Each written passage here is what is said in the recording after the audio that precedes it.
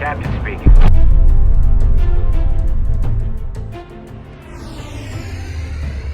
Back in its prime, the B-52 was like a heavyweight champion, dropping nuclear payloads over various locations, including the likes of Spain, Denmark, and practically everyone except the intended target, the Soviet Union.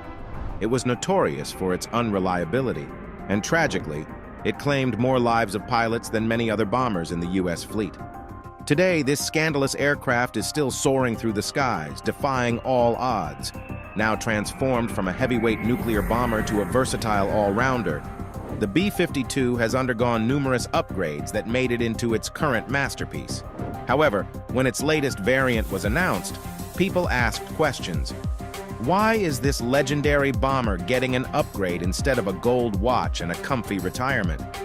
Join us as we delve into the details of how the U.S. Air Force is testing a new B-52 bomber. The original B-52 design was an engineering masterpiece. However, its long-lasting success isn't just thanks to its sleek design. It's thanks to the amazing people who built, flew, maintained, and tinkered with it over the years. After 70 years of service, the Air Force isn't ready to retire the B-52 just yet. They've been giving it a modern twist by equipping it with new qualities, and now the newest iteration of this legendary bomber is getting tested. Before we go into the details of the latest B-52 upgrade, let's take a journey into the evolution of this aerial masterpiece. After the end of World War II, the U.S. Air Force found itself inspired by the jet revolution and sought to develop a brand new bomber. They envisioned a cutting-edge aircraft capable of carrying a nuclear payload to deter potential adversaries like the Soviet Union, or dropping massive amounts of conventional ordnance to promote democracy in regions with communist aspirations. However, creating this bomber was no small task, and the development process proved to be an extensive and ever-evolving journey. The B-52, which would later become an iconic symbol of American air power, underwent several design changes and upgrades. The saga began with the initial design, the Model 462, which debuted in 1946. This prototype would eventually evolve into the final B-52A variant by 1952, and its transformation was a testament to the ingenuity and adaptability of American aerospace engineers. The journey started with a concept similar to the B-29, but larger in scale, featuring 6 engines. This was the early vision, but it quickly transitioned to a delta-swept wing design, incorporating elements of both jet and propeller engines. Then, it morphed into a traditional swept-wing configuration with propeller engines, resembling a B-52 in its infancy. However, this design was not the last stop in the B-52's evolution. In the midst of these design shifts, a pivotal moment came with the introduction of a fighter-like bubble cockpit, just like the one found in the B-47. This crucial innovation brought the B-52 closer to its final form, the B-52A, which is the version we now recognize as the iconic B-52 bomber. Around the same time, Northrop was also experimenting with its own bomber concepts, showing particular interest in the unconventional design of the Dorito-shaped aircraft, notably the YB-35 and YB-49. These prototypes aimed to secure America's next bomber project, but Boeing's persistence with the traditional aircraft design ultimately won the competition. However, the story of the B-52 didn't end with the B-52A variant. Between 1954 and 1961, the venerable aircraft underwent a fascinating transformation, evolving through 8 different iterations, building up to the turbo-fan-powered B-52H variant, which continues to serve in the United States Air Force today. Suppose you're wondering why the B-52 underwent 7 modifications in 7 years. In that case, it's because the bomber, also affectionately known as the Buff, or Big Ugly Fat Fellow, had its fair share of challenges that necessitated continuous improvement. Boeing was trying to perfect the design with each new iteration, and this journey was no swift endeavor. Amid these evolutions, there were a few noteworthy incidents that significantly shaped the B-52's history. This aircraft has dropped live nuclear bombs over U.S. soil and American allies, and these were not part of routine training or tests. They were real nuclear weapons. In the 1960s, the U.S. Air Force launched Operation Chrome Dome. The idea was to have a fleet of B-52s patrolling with live nukes on board, ready to strike swiftly into Soviet territory in the event of a nuclear war. This led to a series of heart-pounding accidents with planes carrying actual nuclear bombs on board. Remarkably, security measures held up, and there were no B-52-induced Chernobyl-like disasters during the Cold War. However, in 1966 and 1968, there were near disasters during routine missions over the Mediterranean. In 1966, a B-52G collided with a KC-135 tanker during mid-air refueling, resulting in the tanker exploding. The B-52, armed with nukes, had to perform a crash landing. There wasn't a nuclear blast, but the conventional explosives inside the bomb detonated, scattering radioactive plutonium. Miraculously, there were no ground casualties, but tragically, the KC-135 crew and half of the B-52 crew perished. 2 years later, in 1968, another B-52 crashed in Greenland under similar circumstances, effectively ending Operation Chrome Dome. By this time, intercontinental ballistic missiles, or ICBMs, were on the rise, and the responsibility of carrying the world-ending cargo shifted from bombers to missiles. But what to do with the surplus B-52s that had accumulated over time? After the supersonic bomber era waned with the B-58 and XB-70 being retired by the Air Force, the B-52 remained the mainstay of long-range bomber capability in the United States. During the Vietnam War, it played a crucial role in aerial bombardment, often achieving air-to-air kills, a remarkable feat for a bomber of its size. In fact, the B-52, designed during the tail gunner era, notched kills against Vietnamese MiGs, one of which was even confirmed by the Vietnamese themselves. Post-Vietnam, the aircraft underwent extensive upgrades and refurbishments. Nearly all the panels on each remaining B-52 were stripped and replaced, and each plane received thorough inspections. With the development of the AGM-86 cruise missiles, the B-52 took on a new role as a missile carrier, though it ironically found itself somewhat obsolete against Soviet air defense systems. Even during the Vietnam War, many AGMs were shot down by enemy anti-aircraft fire. The B-52's modern mission evolved into launching missiles from a distance outside enemy anti-aircraft artillery range or conducting carpet bombing campaigns in uncontested airspace. During the 1990s Gulf War, the B-52s dropped approximately 40% of the total ordnance on Saddam Hussein's army. However, there was a peculiar incident during this time when an AGM-88 HARM anti-radar missile accidentally homed in on the tail gunner's radar emission, damaging 2 B-52s in the process. As a result, the decision was made to remove all tail guns from the B-52 fleet. The Strategic Arms Reduction Treaty, or START Treaty, with Russia led to the retirement and destruction of older B-52 variants and all G models. This left the B-52H as the sole variant in service from the mid-1990s onwards. The START Treaty also imposed restrictions on carrying nuclear weapons aboard B-1s, making the B-2 and B-52s the only nuclear-capable bombers in the entire U.S. Air Force. B-52s also carved out an indispensable role for the Navy, extending their utility to maritime surveillance. They were not limited to the Air Force, but were also equipped with Harpoon anti-ship missiles and anti-ship mines that could be dropped from the air.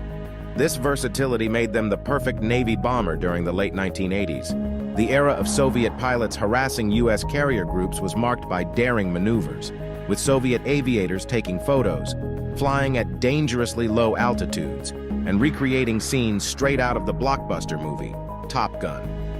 Faced with this threat, the Navy needed to hone its ability to detect low-flying aircraft with their fighter jets. And who better to simulate these adversary pilots than B-52 pilots?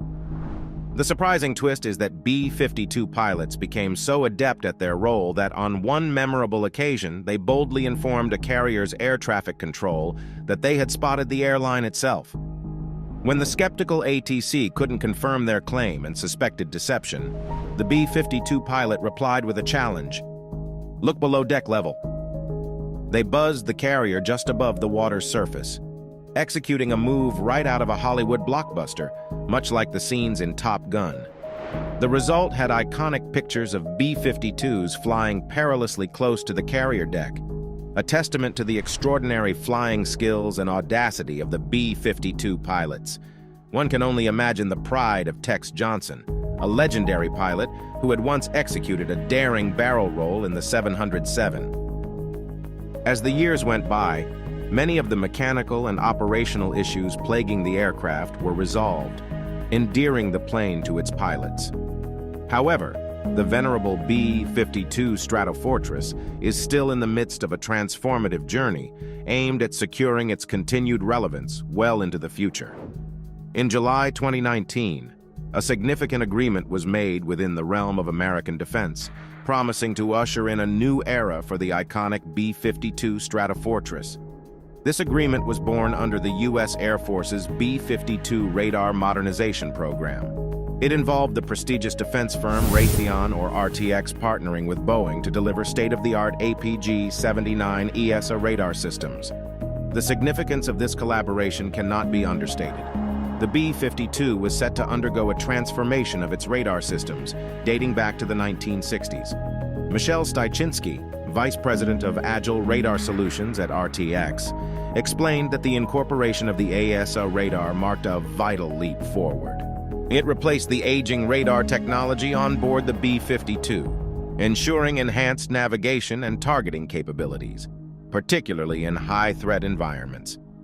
Until this development, the Air Force had relied on the ALR-20A radar warning system for its fleet of 76 B-52H Stratofortresses. This system had been in use since the 1960s, and over the years, the Air Force had made efforts to modernize the B-52's electronic countermeasures. These endeavors included the integration of Northrop Grumman's ALR-46 digital warning receiver, designed to detect radar emissions across a broad spectrum, and Northrop's ALQ-155 jammer power management system, providing comprehensive 360-degree coverage. Raytheon's APG-79 ESA radar, already a tried and tested technology, had made its mark as part of the U.S. Navy's FA-18E and F-Super Hornet multipurpose aircraft. With its ability to enhance air-to-air and air-to-surface targeting and tracking through rapid beam steering, nearly at the speed of light, it had proven its mettle. Furthermore, its open system architecture and use of commercial off-the-shelf components added to its allure by combining reliability with advanced capabilities. The essence of this collaboration extends beyond technology. Under this contract, Raytheon was responsible for designing, developing, and producing radar systems for the entire U.S. Air Force B-52 fleet. The upgrade was not just a modernization effort. It was a strategic move to ensure that the B-52 remains a relevant and mission-ready platform throughout its entire operational life. The aircraft is also poised to receive new, cutting-edge communication and navigation equipment, and a suite of advanced weaponry. These enhancements are all part of a grand strategy to ensure that the B-52 remains a credible and capable asset for the U.S. military well into the 2050s. Considering the magnitude of these changes, there was a brief consideration of interim designations for the modified B-52s. One option was to designate them as B-52Ks. However, the final decision fell on the B-52J designation, signifying the advanced technology that these aircraft will embody. Another highly anticipated enhancement of the B-52 was the addition of the hypersonic AGM-183 Air-Launched Rapid Response Weapon, or ARRW. It was a remarkable step forward in the B-52's capabilities. However, as the 2024 budget indicates, the Air Force has decided to close out the program after a few more tests. Instead, the emphasis shifts toward the Hypersonic Attack Cruise Missile, or HACM. This shift highlights the dynamic nature of military technology development and strategic focus. These hypersonic weapons push the boundaries of aerial warfare with speeds exceeding Mach 5. The U.S. Air Force recognizes the importance of this transformation, ensuring that the B-52 is not just a relic of the past, but a formidable asset ready for the battlefields of tomorrow. These high-speed weapons offer the potential to strike deep into enemy territory with unprecedented speed and accuracy, reshaping the dynamics of conflict. The B-52, coupled with these hypersonic capabilities, becomes a strategic asset for delivering justice and maintaining deterrence and preparedness on a global scale. Regarding funding, the Air Force is seeking nearly $3 billion for B-52 procurement across its future years' defense plan. The radar modernization program represents a significant portion of this budget, totaling $845.9 million.